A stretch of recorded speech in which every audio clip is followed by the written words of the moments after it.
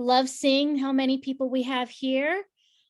First, I'd like to introduce myself. I am Robyn from the customer strategy team here at Fairy Godboss, the largest career community for women. Our mission is to help women achieve their career goals. We offer a variety of free resources like anonymous company reviews, career advice articles, virtual recruiting events, and more to help you succeed throughout your career. And we're thrilled to have you all join us for today's event, Love Where You Work, How to Build Your Career at Cox. First, a few housekeeping items. Today's event will be recorded and shared via email afterwards. During the discussion, please use the chat function to send messages and comments. We will leave about 10 minutes at the end of the event for any questions from the audience. So if you have any questions for our panelists at any point, please drop them in the Q&A. And you are welcome to ask questions anonymously as well. And now I'm super excited to kick off today's event, Love Where You Work, How to Build Your Career at Cox. We're thrilled to be joined by two incredible women for Cox for a discussion about what a career at Cox looks like, how to excel at the company, and the inside scoop on the company's culture and hiring process. So thank you so much, Sheila and Sarah, for joining us today. I'd love to get this conversation started by asking you both to introduce yourselves. Sure. Sarah, I'll go ahead since I'm not on mute right now, but good morning and afternoon, maybe to some. My name is Sheila Hicks, and I'm the Senior Vice President of Sales for Cox.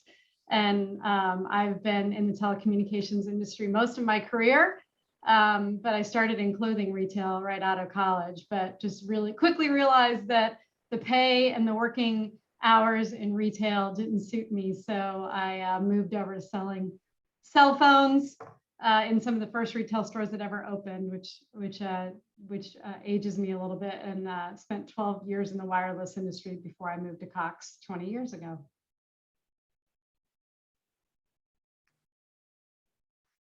Oh, I think you're still on mute, Sarah. Sorry, my mute button's not working. So I'm Sarah Martinez. I am a senior recruiter with Cox, and much like Sheila, right out of school, I went into retail at a Blockbuster, and that ages me. And I realized that after at Blockbuster, I also went to the wireless industry, and I just realized that whole retail area wasn't for me, and I accidentally fell into recruiting. And if any recruiter ever tells you that they went to school to be a recruiter, they're not telling you the truth. We all fall into it accidentally, and we all fall in love with it. But I fell into recruiting about 17 years ago, and I have loved every day of it ever since. Great. Well, we're happy to have you here. Can you share with the audience what a typical workday looks like for both of you? Go ahead, Sheila. Okay. Mm-hmm. I think it's probably easier to talk about what a typical week looks like, because every day is just so different. And so I'll talk to you about my week. I meet typically every week with my direct reports. I really like checking in and learning that way. And I have 9 direct reports, so I try to meet with the majority of them as often as I can. I also do skip levels with my directors and above. And so there's 55 directors in my organization. And so I try to meet with them twice a year, which ends up being about 3 to 4 a week as we rotate through that twice a year. And so that's one of my number ones, right? And then I have strategy meetings, budget meetings. It's just a lot of meetings, peer meetings to make sure we're aligned. I spend every day looking at our numbers and making sure we're meeting our goals, and then anything that needs to be adjusted to meet our sales goals happens pretty much daily. We're looking at that. I spend my morning planning my day, and then every Friday afternoon planning my next week. But a lot of presentations, and it feels like I'm always prepping to speak at something. And so I take a lot of time, quiet time, to do that. One thing that I love about my position is that there's not a typical day. Every day is very different. The only consistency, I would say, also meetings, is I make sure to set aside an hour every day on my calendar that, it automatically puts everything on do not disturb, so I can really focus on, alignment, making sure that I'm, checking off all of my to-dos and planning for the following day. But every day really just consists of me responding to the need at the moment. So if I have a position that comes through that's critical, needs immediate attention, then I'm shifting focus to that position. I'm always connecting with my clients, whether it's a hiring leader or it's a candidate. I am strengthening those relationships with them on a daily basis, and just really just kind of taking everything a moment at a time and making sure that everyone gets the attention that they need. That's great. Love to hear about strengthening relationships. We're all about that here. So what initially attracted you to a career at Cox, and how long have you both been with Cox? So I've been with Cox for 20 years. I started in November of 2001. It's just amazing. I can't even believe it's been that long. But I had friends that were working at Cox that I used to work with in the wireless industry. And only a couple people knew that I was looking for a job. And it just so happens the people that knew I was looking for a job were working at Cox. And so they came and got my resume, carried my resume into the general manager's office at Cox, Arizona, 20 years ago. And then I got put into the interview panels for those jobs. But what made me just so excited to work at Cox was really their reputation.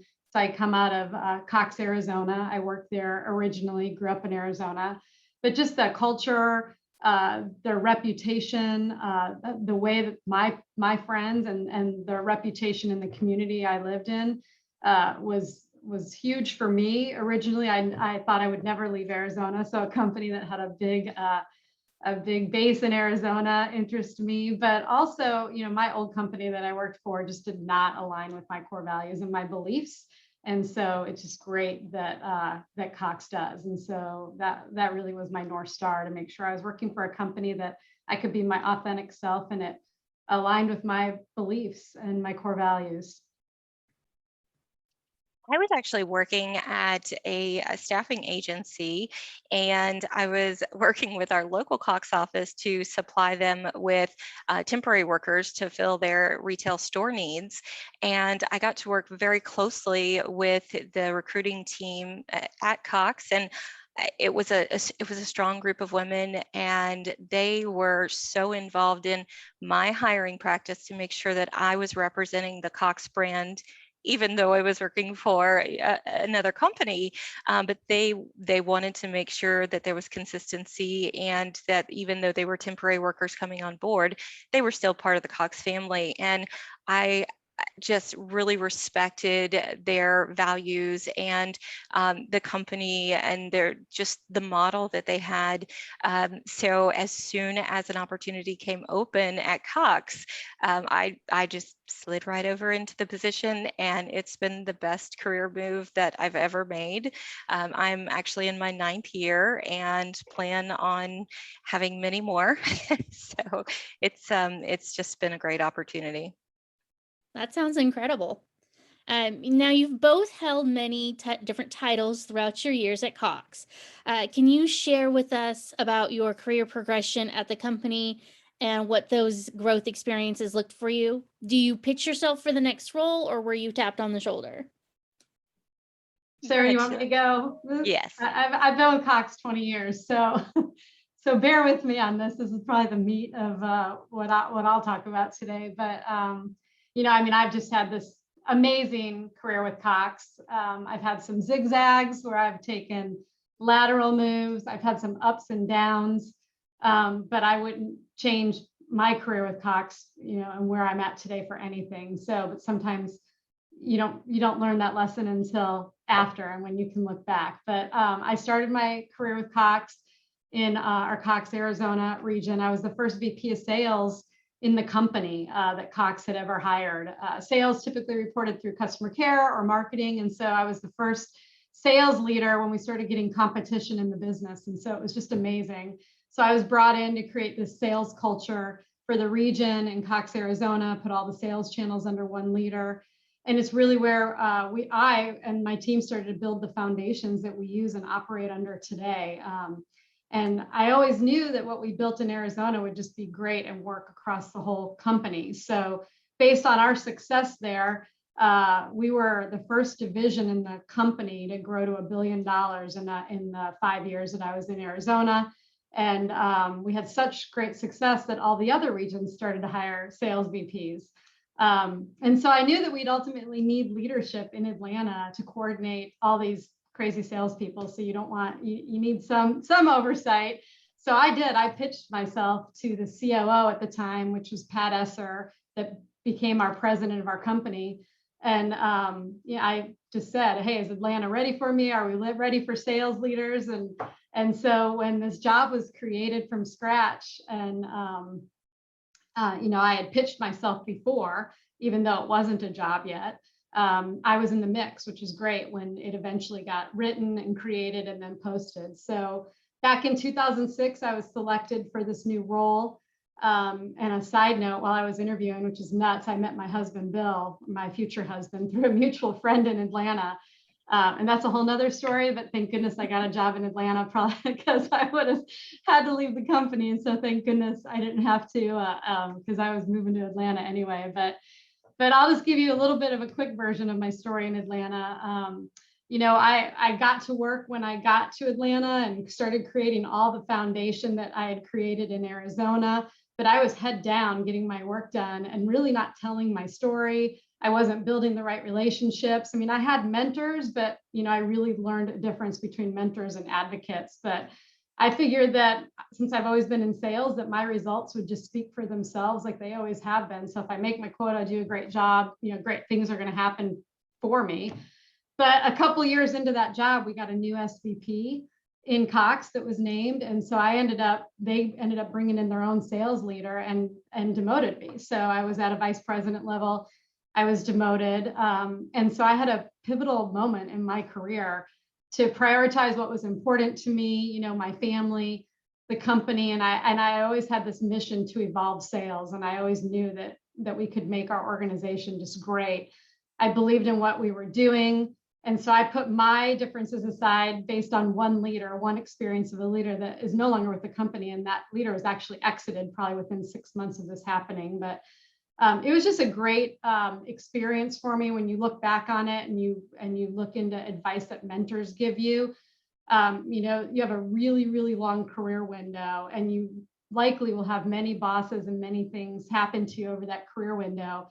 And I knew that I could build lasting change for the company. And I bled Cox Blue. I knew that I wanted to stay with the company. And again, I went back to my values and what was important to me. And I knew that I could do great things in operations. So I got to work in sales operations, completely revamped it, pulled all the regions together, did some centralizing. I was part of huge organizational change at the company. And what was crazy about that is my role then was impacted, but it was upgraded to a VP.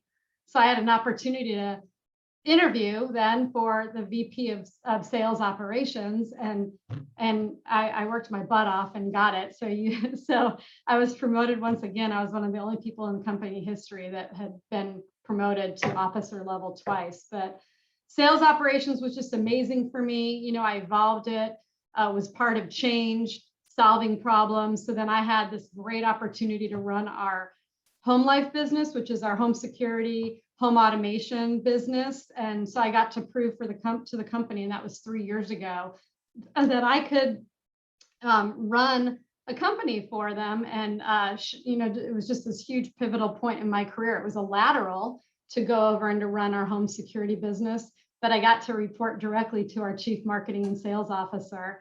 And so I ran that home life business for a couple of years. The senior executives got to see me run that business. And so after 2 years of running that business, I was tapped to come back into sales and get my dream job of senior vice president of sales, which is what I was always wanting to do and what I felt like I was brought into Atlanta to do. So, just ups and downs, zigzags, and a lot of advice and mentorship along the way. But anyway, that's my story in a nutshell. I love to hear that story, and I love to hear your progression. And, I think about the time that I've been with Cox, and I have supported the sales team throughout my career in whatever capacity. So we've definitely been working, in kind of parallels throughout my career. But like I said, I've been with Cox for about 9 years. I came in actually as a contract coordinator. So I took the opportunity because I knew that getting in the company is really the hardest part. I tell people that all the time. Sometimes you can take a step back to make a leap forward. And, I knew that Cox was where I belonged and where I needed to be for my career. And so I came on as a contract coordinator. I was actually scheduling interviews and doing the administrative tasks for the recruiters.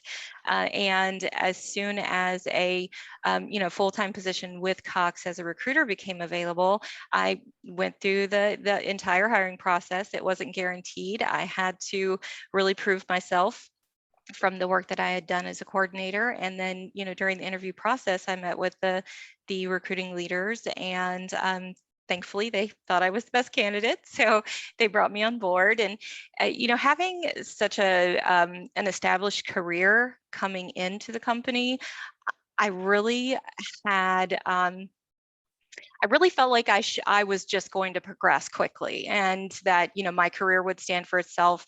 My performance alone would be enough. I was meeting my numbers, I was exceeding my goals, and I was ready for, that promotion into senior, and it didn't happen. And then the next year I'm meeting my goals, I'm exceeding, I'm knocking the numbers out, but again, I'm not being promoted. They're not tapping me on the shoulder. Hey, let's move up to the next step. And, much like Sheila, I realized it's not just my performance. It's not just my numbers. It's me. I have to, really promote myself to go to that next level. And I had some great interaction with a couple of mentors that, just really helped me understand how I needed to put myself into more visibility, if you will. So scope and visibility, that was my mentor's favorite saying. So I just became involved in every opportunity that I could. If there were special projects, or if there was an opportunity to learn a different line of the business, I took as much knowledge as I could in order to make myself a more marketable candidate, and to be able to really support any line of the business that needed me. And that proved to be, a great opportunity. It opened a lot of doors. It provided a lot of visibility with the people that make the decisions. And this past year in 2020, I was actually one of 2 recruiters to be promoted into senior, just based on everything that I had done and provided to teams across the company and across the nation in 2020. So I was very, very excited about that. But I did learn a good lesson in that I can be a top performer, but if nobody knows who I am behind my numbers, then it's not going to provide me with any opportunities to continue moving. It's funny because we always think that progression is linear, but it sounds like, well, based on your experience, it definitely is not linear. And then it all comes down to self-advocacy. Yes. Yeah. So It's based crazy on how that, how has our stories are a lot alike though, Sarah, which is crazy. So based on that, how has the company supported you personally in your career growth? Go ahead, Sheila. Okay. I mean, Cox is, we're big on development, and we're willing to get people the resources they need. If you're willing to do the work, almost any leader at Cox will meet with you. I've met with so many senior leaders over my career, and really anybody's open to having a conversation. So you definitely have to set your career path and do the work, and you have to absolutely be your own advocate. I've been a part of a lot of programs over my years with Cox. You know, there's industry programs that I was nominated for, like a Harvard Business School program that's like a week-long executive program. I got to attend some at Stanford Business School for just women, which was amazing. And I was part of an intensive leadership development program. So that's an industry program, is with the Center for Creative Leadership. You know, mentoring though is super important. And when I had that hiccup, if you will, in my career, which ends up, it's amazing because the jobs I thought I wanted, a lot of them actually were eliminated through reorg. So it's kind of interesting how things happen and you're meant to be where you're meant to be at the time. But I was part of a pretty cool women's mentorship program where I got a one-on-one executive coach outside of our industry that I was partnered with through a program called Path Builders. And it was just a really important time in my life and my career where I had to rebuild my self-esteem. I felt like every time I walked into the office, people were staring at me or pointing at me because I wasn't a VP anymore. And when the VPs would go to VP lunches and stuff, and I would, anyway, you know, I had some stuff I had to work through, and a lot of these development programs, you know, Cox stayed invested in me, and obviously they didn't think that it was all of your inside voices yapping at you, but whatever I needed or wanted, they've always supported me and helped me towards my career growth. But people didn't give it to me, right? I had to go figure out what I wanted and ask for it. And definitely our paths have have been very similar. You know, like you, I had a hiccup. It was hard to see other recruiters that I actually hired that were being promoted to senior before me, and it definitely can hurt your ego and your emotions. And I had an opportunity to really look inside myself and say, okay, do you want a long-term career with Cox, or are you going to let yourself stop you from moving forward in the company? And I decided that I was just going to take advantage of every opportunity that I had. And Cox, through tuition reimbursement, I'm continuing my education. We have Learn at Cox, which is an internal program where you can take, goodness, thousands of classes on so many different things. And then we also have, you know, internal programs like, you know, emotional intelligence. That was one that I took advantage of that really helped me understand, you know, my emotional intelligence and be able to grow myself. We have 360 programs where you are reaching out to your peers and receiving feedback on yourself. And that also gives you, it puts a mirror in front of you and really forces you to see yourself as others see you. And that again helped me to understand more of who I really am and what I really want moving forward. And you know, like Sheila, a lot of the positions that I thought I wanted either were no longer with the company, or it just really turned out that it wasn't something that I would have thrived in. And hindsight is 2020. I say that all the time, and you are exactly where you're supposed to be at the minute that you're there. So, you know, it's just important to really kind of live every day and take advantage of every opportunity that you can. And I feel like Cox has given me so many opportunities to just really grow myself in my career and move forward in a more positive light. And you know, where I am today, I wouldn't trade for anything. Sounds great. What do you believe what do you believe sets Cox apart when it comes to advancing women in particular in the workplace, especially into leadership roles? Yeah, I mean, it's a great question, Robyn. And Cox is very much committed to having women at the table and supporting our careers. I mean, we have many development programs, many mentorship programs, and we're dedicated to diversity and making sure that our voices are heard. We ensure that women are part of job interview panels, like the people that are doing the interviewing, as well as that women are in for job, you know, that we have to have female candidates in the the interview panel, in the interview side, on the interviewees side. So we make sure we have diverse panels, that women are there. We focus a lot in all of our leadership meetings that everybody's heard, all voices matter. We have many ERGs in our company, which are employee resource groups, women resource groups, et cetera. And so there's just a lot that we do. We have a lot of women in very senior level positions, and I'm not going to say we set goals, but we ensure that we're marching towards amazing diversity at Cox. And I'm sure Sarah can talk about our diversity Inc. scores and stuff that we have as a company, but I've just always felt supported. Cox encourages us to show up and be our authentic self. So I can be a female, I can be a mother, and I can be my true self at work, which is why I came over to Cox, because my previous company, divorce was a badge of honor. You had to, you just worked nonstop.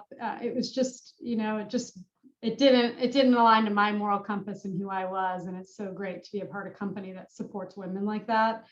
And we just do it. We put our money where our mouth is, that's for sure. Absolutely. Cox, as you can see, we are a top 50 company for diversity in 2020. We're a certified diversity employer, and Diversity Inc. also gave us a great place to work certification this past year. And I'm proud to support that banner anytime that I can show it. We focus as a recruiter on providing diverse panels of candidates to our hiring leaders so that we can continue to increase our diversity, so that we are representing the communities that we support. All of our voices are heard, and we want to make sure that we have a panel of leaders that includes strong women, and we want to be an example for other companies as well. With our diversity focus, we do, it does drive a lot of great candidates towards us because of that, which is just incredibly awesome. And through the recruiting process, if I can put a female in a male-dominated role, that is a great feeling for me. That is really a great opportunity to break the stereotype and to bring in another diverse perspective to that group, to that position. And we are just continuing to, break those gender rules every day. And it's just really made for a great company. Look at Sheila's progression and where she is today, and just working with her team. It was the best decision the company could have made, putting her in that role. You're too nice. Love hearing about diversity. Now I know, Sheila, you've talked a little bit about having some supporters, but can you both speak to anybody at Cox who has inspired you to reach your full potential? Yeah, I've had so many mentors and just great bosses along the way.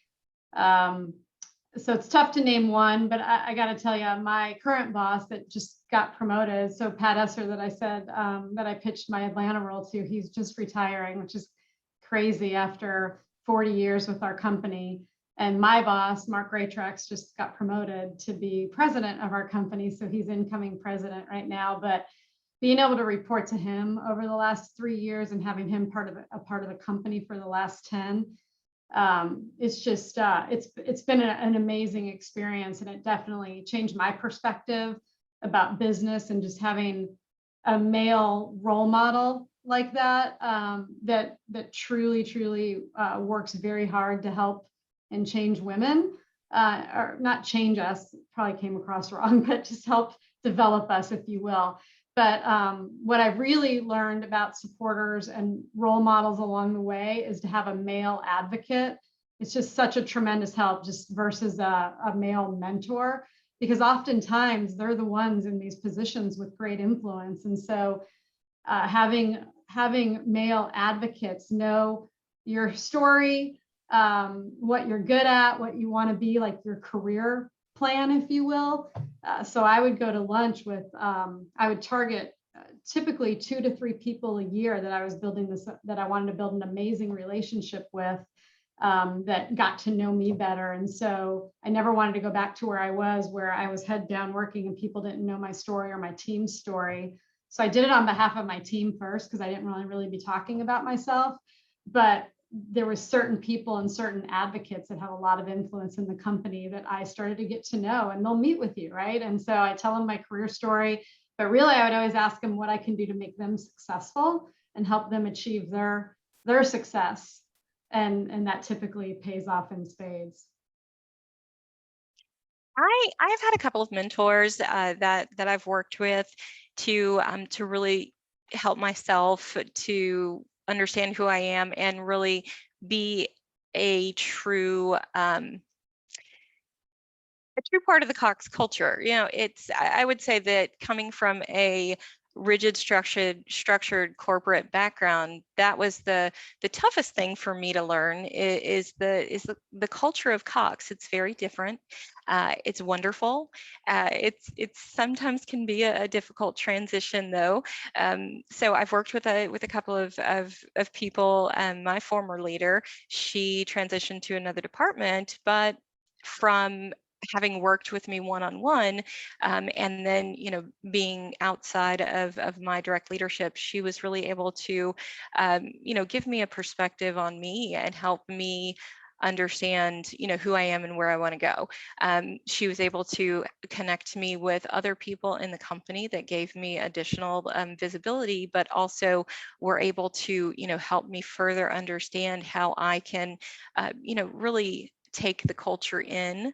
And then, you know, I've had another supporter that's, she and I have have had our differences when I had my hiccup and was really just you know, down on myself and you know, what am I doing? Where am I going? You know, she has been my supporter all along the way. And though I maybe didn't recognize it always, my boss, Sheila Banks, she has really, she's been there for me. She's really worked with me, and she was there at you know, my lowest points, and she's been there at my highest points. And every step of the way, she has given me, you know, advice from her many years at the company, and she has helped me make further connections outside of our group, again, to just be more open and understand the company.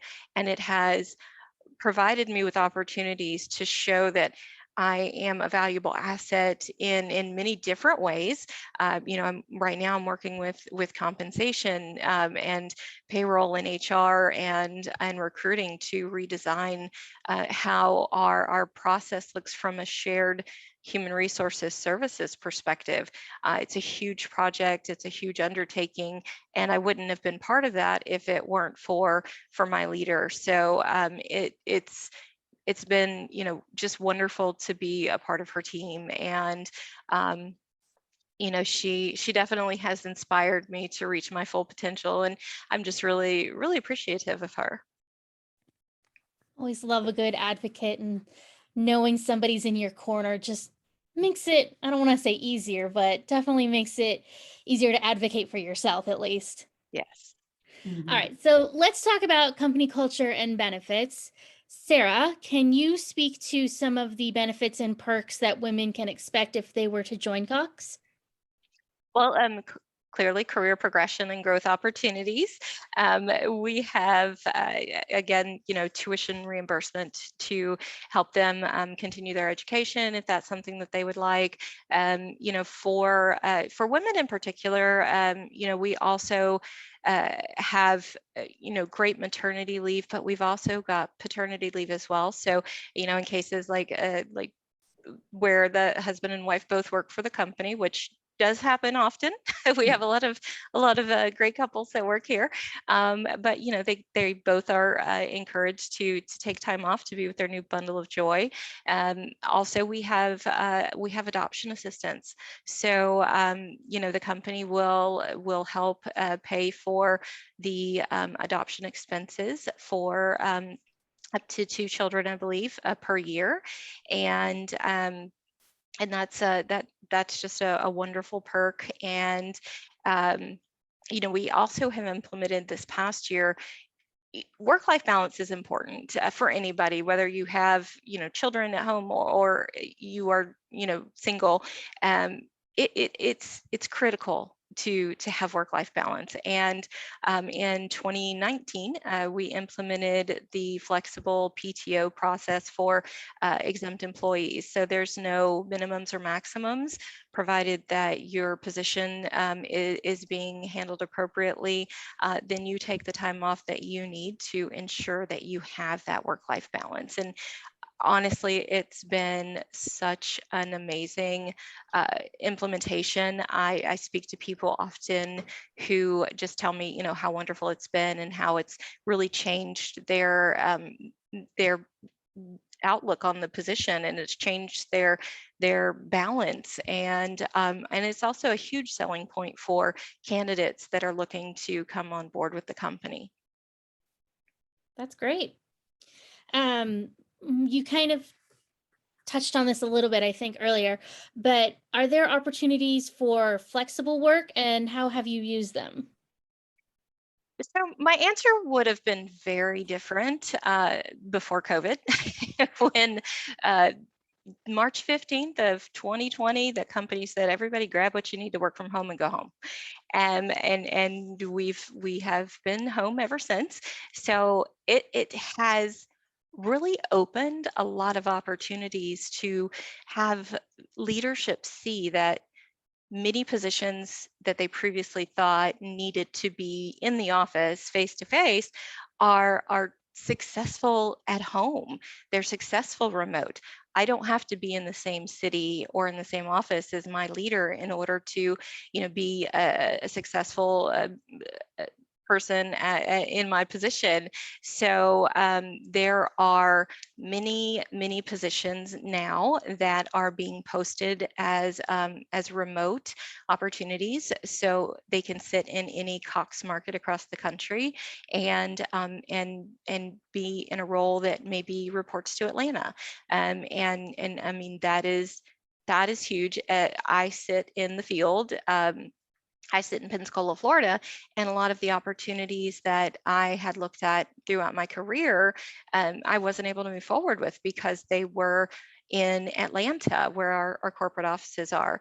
So this not only has opened opportunities for flexible work, it also has opened opportunities to further grow careers in positions that some people would not have thought that they would have in the past. So it definitely has created a more, you know, a positive impact on career growth and progression. Now, I personally have been working from home, and I have had the best year in my career with Cox so far. Just who knew that working in your pajamas would be so successful?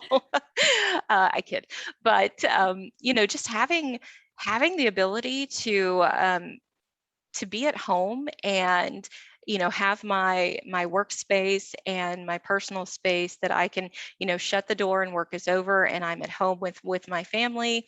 But also, I don't have to feel guilty if I have to leave the office to go pick my son up from school, or, you know, if there's something going on and I have an appointment. You know, it just has really helped me to feel more focused in my position, focused on my family. Again, that work-life balance comes into play here, and it's taken away a lot of the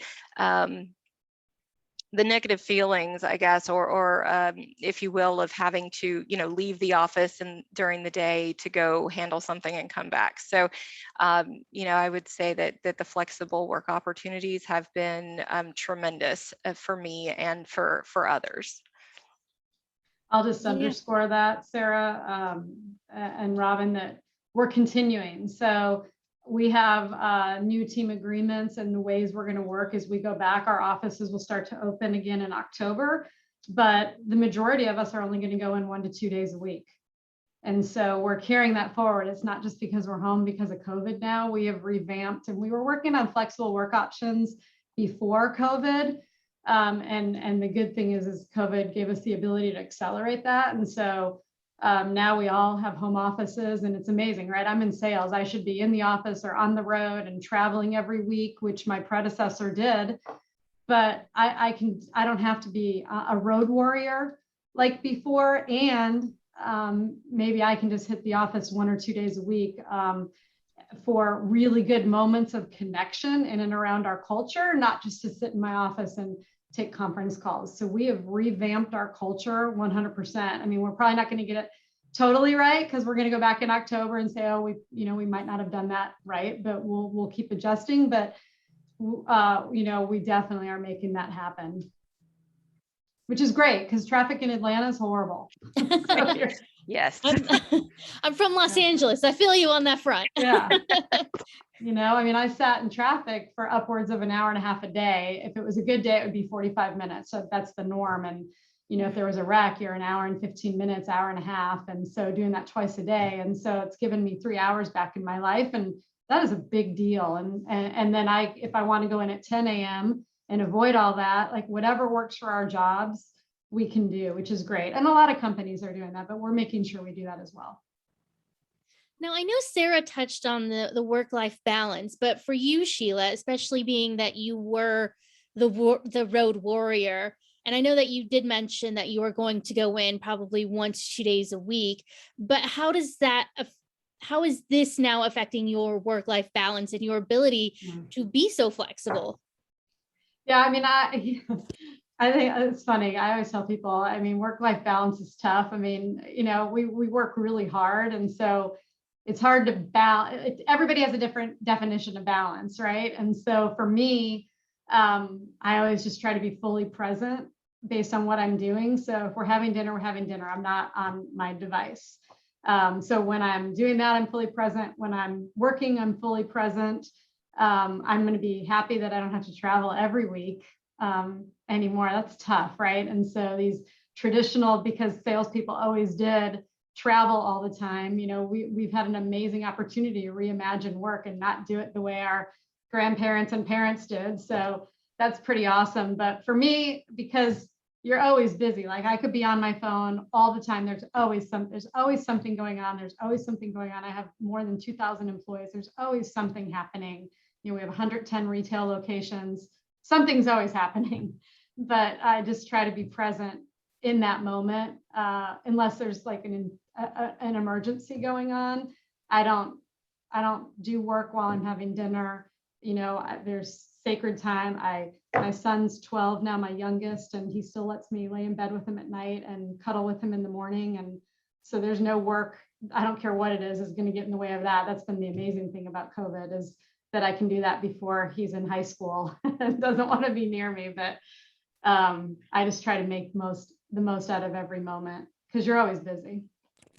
Yes, I love that you cuddle with your son. That's very sweet. He'll let me still. We'll see.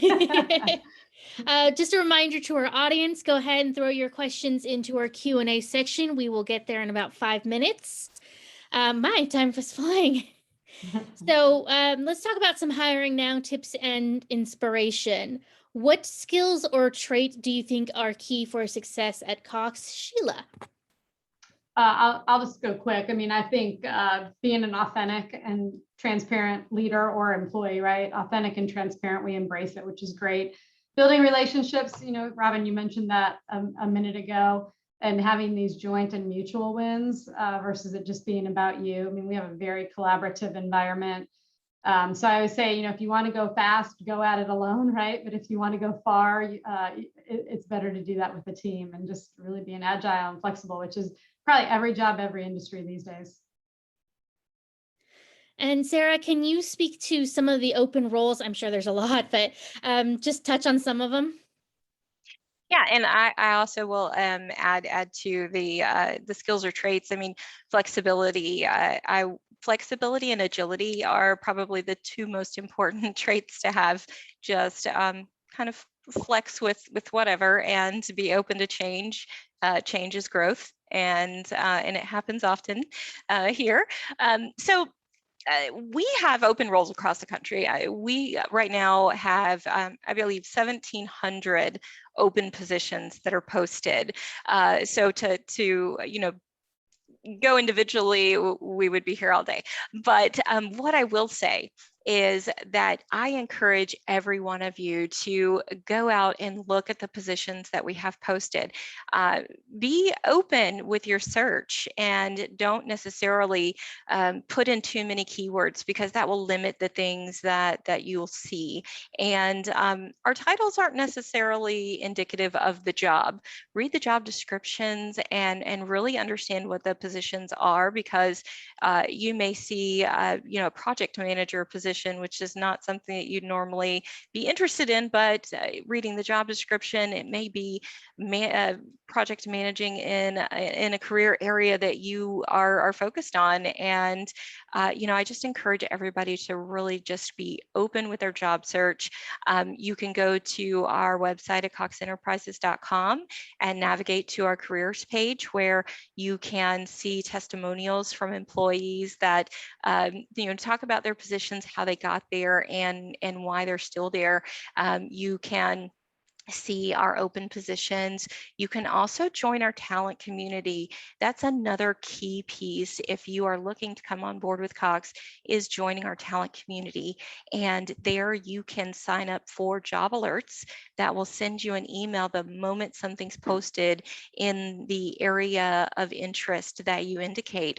So if you want to work in human resources in Atlanta, as soon as a position posts, you're going to get that email with a link to apply for that position, and apply quickly.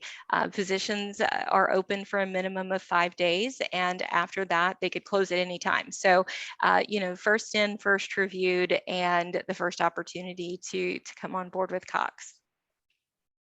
And can you share what the interview process typically looks like?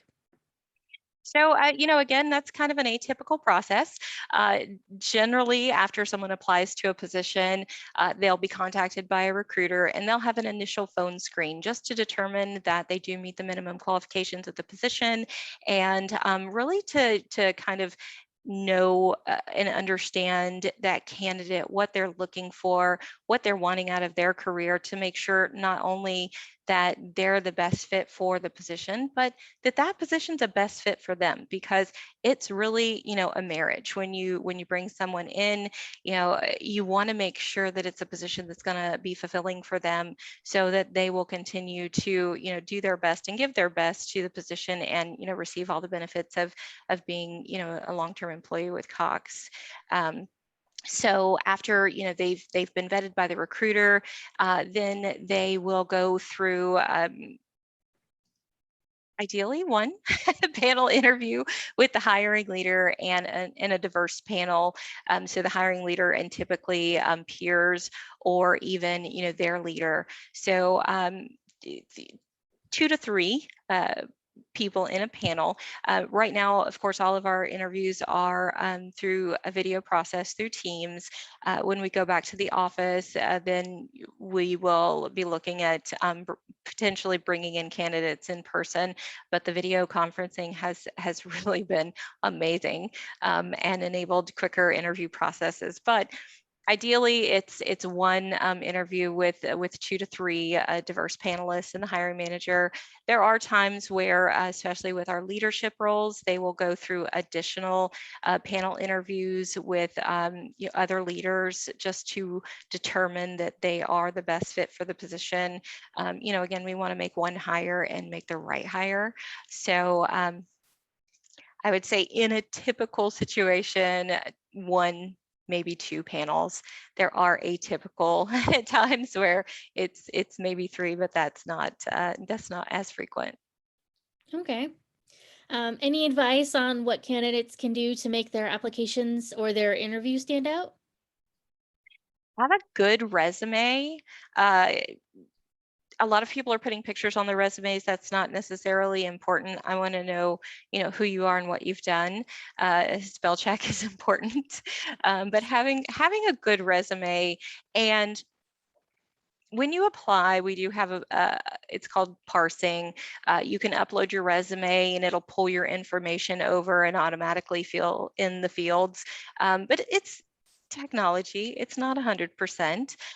So, I encourage everyone to really look over it, be critical of your application, because that's your first introduction to me. And if I see that you've uploaded your resume and everything is just crammed into one box and hard to read, it's not going to draw my attention as much as maybe the next person who took the time to ensure that everything fell into the right place. So just be very very thorough in your application, and just keep in mind that, again, that's your first introduction to your recruiter.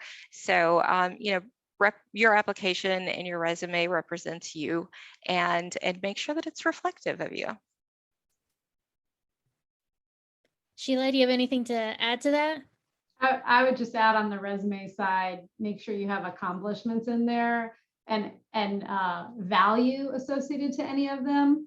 And so if you were a top salesperson, if it's only 5 salespeople, versus out of 100. And so anywhere that you can say I was in the top X%, which is, numbers like that, or I was responsible for these dollars, I drove X amount of revenue, increases, etc., versus just I managed people, I ran sales, my sales team achieved their goals. Anywhere you can get specific, because sales, especially if you're going into sales jobs or any higher level jobs, you've got to be able to tell your story. So we're looking for people that can tell a story. And if you can't tell it on a resume, you certainly can't tell it on a PowerPoint. So there's a story that goes to it. And so the people that can tell stories in that resume, if you will, very pithy with results, typically you'll catch somebody's attention, especially a type A like myself, but it depends on what you're going after. But there's an ability to tell a story on a resume, in my opinion.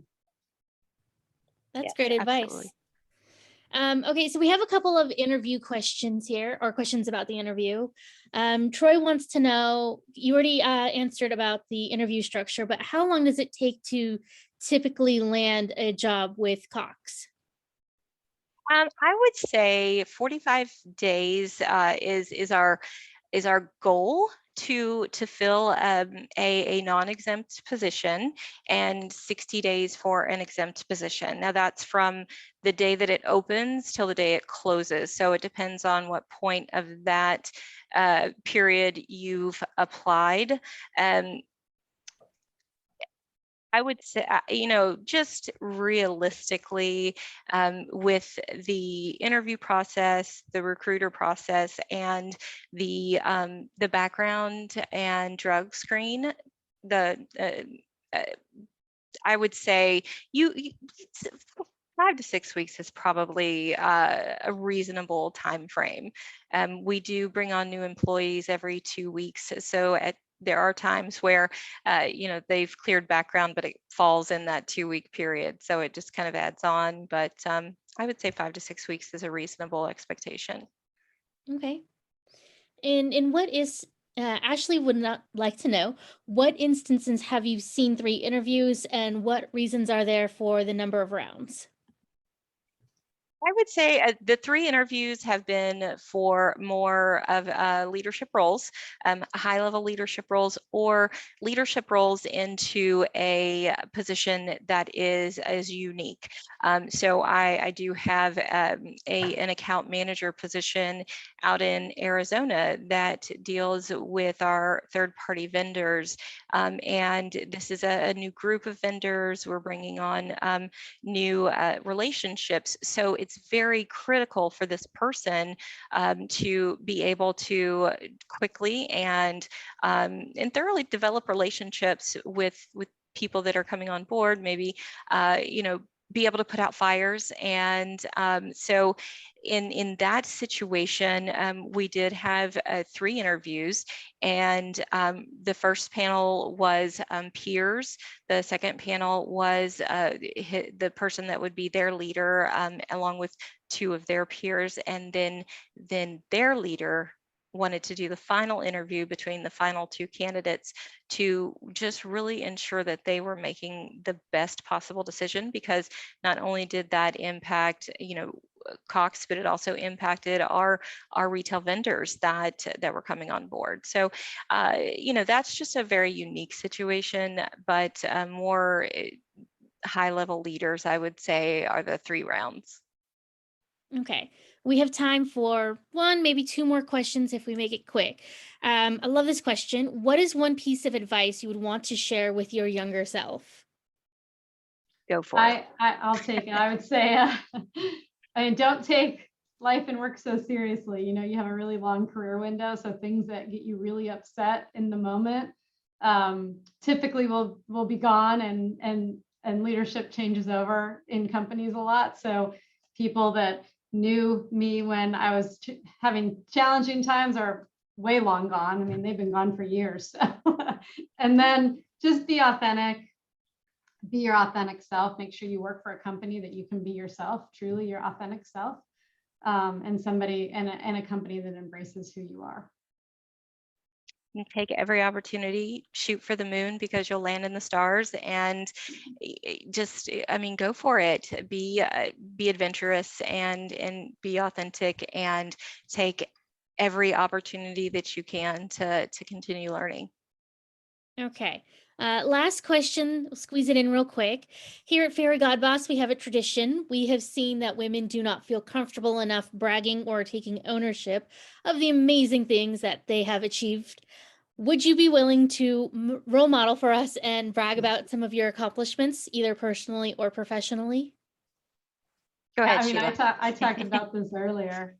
And if you can't do it for yourself, brag for your team if you have a team. But women have to step up and celebrate their greatness. I just have this amazing, very high level job that I've worked for my entire career, and I never gave up. I put in the hard work, and I can't believe the job that I'm in right now. I'm running the largest single division and line of revenue for all of Cox Enterprises, which is more than half of the revenue for the entire company. That's my team. And so it's pretty cool.